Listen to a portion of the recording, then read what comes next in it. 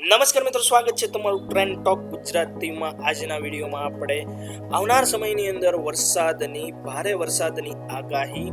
હાલમાં તમે જે છે વરસાદના દ્રશ્યો ગુજરાતની અંદર જોયા હશે.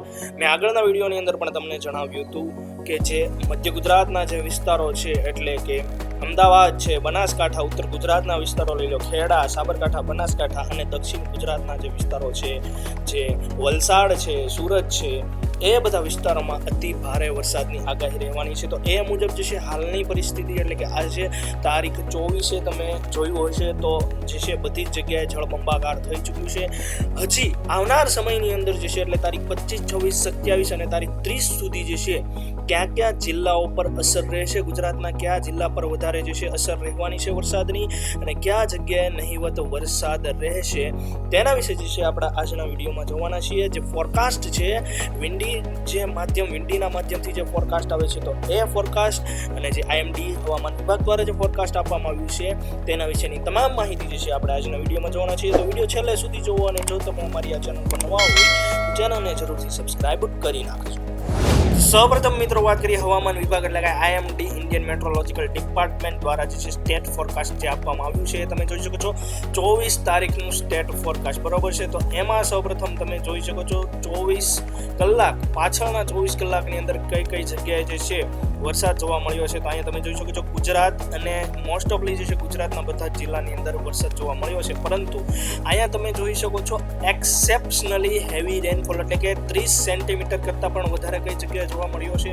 તો એ તમે જોઈ શકો છો ખેડા, અમદાવાદ, નવસારી, ડાંગ, આણંદ, સુરત અને દાદરા નગર હવેલી. તો દક્ષિણ ગુજરાતના જે વિસ્તારો છે, મધ્ય ગુજરાતના જે વિસ્તારો છે, ત્યાં જોવા મળ્યો છે વરસાદ આજના દિવસે, એટલે કે 24 તારીખે, બરોબર. ત્યારબાદ મિત્રો આગળ વાત કરીએ તો એક્સ્ટ્રીમલી હેવી રેનફોલ, એ જે છે તમે અહીંયા જોઈ શકો છો 21 સેન્ટીમીટર કરતાં પણ વધુ જે વરસાદ જે જોવા મળ્યો હોય 21 સેન્ટીમીટરની આજુબાજુ. તો એ તમે અહીંયા જોઈ શકો છો અમદાવાદ, આણંદ, ડાંગ, મહેસાણા, તાપી, વલસાડ, ભરૂચ, ગાંધીનગર અને સૌરાષ્ટ્રના અમુક જે જિલ્લા જેમ કે અમરેલીની અંદર ખાસ કરીને જોવા મળ્યો છે. ત્યારબાદ મિત્રો આગળ વાત કરીએ તો વેરી હેવી રેનફોલ, તો એ જે છે 12 થી 20 સેન્ટીમીટર સુધી ક્યાં જોવા મળ્યો છે. તો એ તમે જોઈ શકો છો સાઉથ ગુજરાતના જે રિજન છે એમાં જે છે બનાસકાંઠા, સાઉથ ગુજરાત અને ઉત્તર ગુજરાતના, તો એમાં જે છે બનાસકાંઠા, ગાંધીનગર, અમદાવાદ, આણંદ, વડોદરા, નર્મદા, સુરત, ડાંગ, તાપી, વલસાડ, દમણ, દાદરા નગર હવેલી, બરોબર છે. તો એ જે જગ્યાએ અને ખાસ કરીને સૌરાષ્ટ્રમાં છે જે રાજકોટ અને સુરેન્દ્રનગર અને અમરેલીમાં વરસાદ જોવા મળ્યો છે.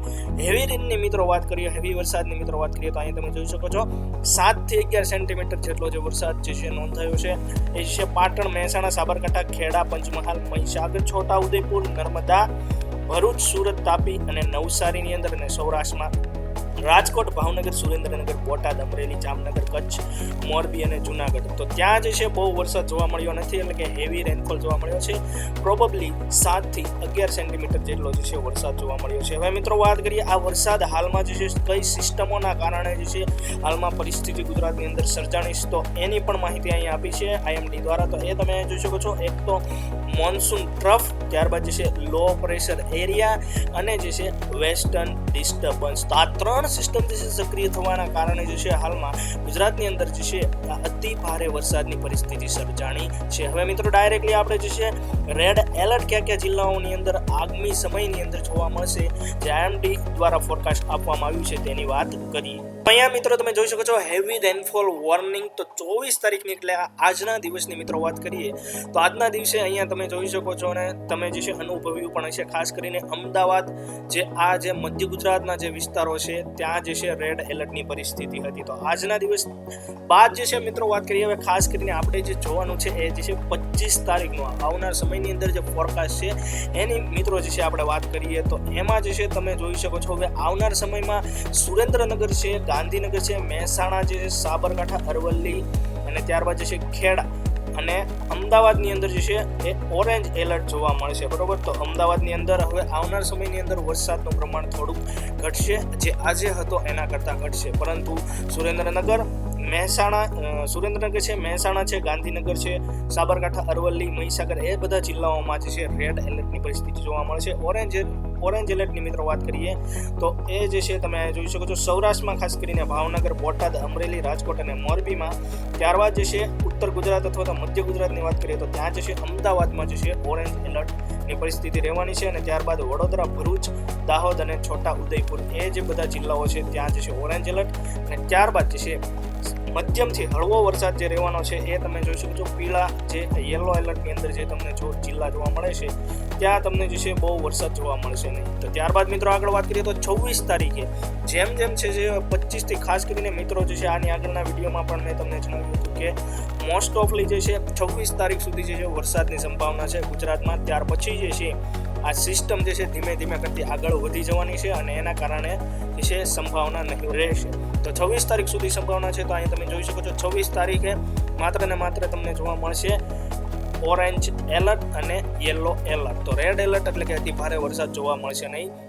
અને એ પણ તમે જોઈ શકો છો કયા કયા જિલ્લા છે. અને ત્યારબાદ જે છે 27 તારીખે તમે જોઈ શકો છો પરિસ્થિતિ સાવ હળવી થઈ જવાની છે. અને તારીખ 30 તમે જોઈ શકો છો 30 તારીખે નહિવત વરસાદ રહેવાનો છે. તો આ રીતનું ફોરકાસ્ટ જે છે એ હવામાન વિભાગ દ્વારા હાલમાં આપવામાં આવ્યું છે. હવે આપણે મિત્રો વિન્ડીના માધ્યમથી જે સર્ક્યુલેશન સિસ્ટમ છે એના કારણે જે છે આવનાર સમયની અંદર જે છે કઈ રીતે તમારા જિલ્લાઓની અંદર કયા જિલ્લાઓમાં કેટલો વરસાદ રહેશે એ આપણે જોઈએ. તો અહીંયા મિત્રો વિન્ડીના માધ્યમથી અહીંયા તમે જોઈ શકો છો હાલમાં જે છે 24 તારીખે આજનું જે હવામાન હતું એના કારણે ગુજરાતમાં એટલે કે ખાસ કરીને અમદાવાદ અને મધ્ય ગુજરાતના જે વિસ્તારો છે ત્યાં વરસાદ આજના સમયે જોવા મળ્યો છે. અને ખાસ કરીને દક્ષિણ ગુજરાતમાં વલસાડ ને એ જે વિસ્તાર છે, કારણ કે વલસાડ ને એ જે વિસ્તાર છે અહીંયા તમે જોઈ શકો છો અહીંયા જે આ સિસ્ટમ છે વડોદરાવાળી, તો એ સિસ્ટમના કારણે અને અહીંયા જે નીચેની સિસ્ટમ છે તો આના કારણે વરસાદ પણ વલસાડમાં પણ જોવા મળ્યો છે. તો ત્યારબાદ મિત્રો આપણે વાત કરવાની છે 25 તારીખની. તો અહીંયા તમે જોઈ શકો છો 25 તારીખે કઈ રીતની સિસ્ટમ રહેશે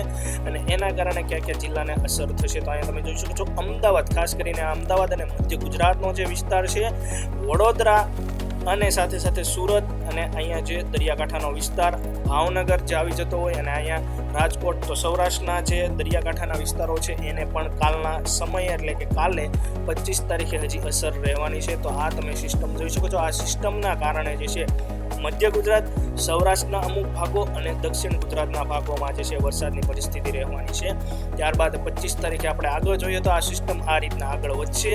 અને મિત્રો વાત કરીએ હવે ડાયરેક્ટલી 26 તારીખની. તો 26 તારીખે તમે જોઈ શકો છો ફરી પાછી અમદાવાદની જે મધ્ય ગુજરાતની જે વિસ્તાર છે ત્યાં જે છે શક્યતા રહેવાની છે વરસાદની, ત્યાં અતિ ભારે વરસાદ થઈ શકે છે. ત્યારબાદ મિત્રો આપણે 27 તારીખની વાત કરીએ તો હવે જે છે આ સિસ્ટમ ધીરે ધીરે કરતી આગળ વધી જશે. અને ત્યારબાદ ગુજરાતમાં આ સિસ્ટમના કારણે જે વરસાદી સિસ્ટમ બની હતી તો એ જે વરસાદની સિસ્ટમ છે એ હવે નબળી પડશે અને વરસાદનું પ્રમાણ જે છે ઘટતું જશે, બરોબર છે. ત્યારબાદ મિત્રો 27 પછી 28 તારીખે તમે જોઈ શકો છો એ સિસ્ટમ આગળ વધી રહી છે. અને ત્યારબાદ આપણે આ વાત કરીએ તો 29 તારીખે એ સિસ્ટમ જે છે તમે ગુજરાતની અંદર તમને જોવા નહીં મળે. તો આ રીતનું આગામી સમયની અંદર જે છે હવામાન રહેવાનું છે, વરસાદની પરિસ્થિતિ રહેવાની છે ગુજરાતની અંદર. આશા રાખું છું કે વિડીયોમાં આપવામાં આવેલ માહિતી તમને પસંદ આવી હશે. જો આ માહિતી તમને પસંદ આવી હોય તો વિડીયોને જરૂરથી એક લાઇક કરી દેજો. આવી અવનવી અપડેટ્સ માટે તમે અમારી ચેનલને જરૂરથી સબસ્ક્રાઇબ કરી નાખજો, જેથી કરીને અમને એક મોટિવેશન મળતું રહે, એક સપોર્ટ મળતો રહે તમારા પરિવારજનો અને મિત્રોની અંદર આ અપડેટ્સને, આ માહિતીને જરૂરથી શેર કરી દેજો.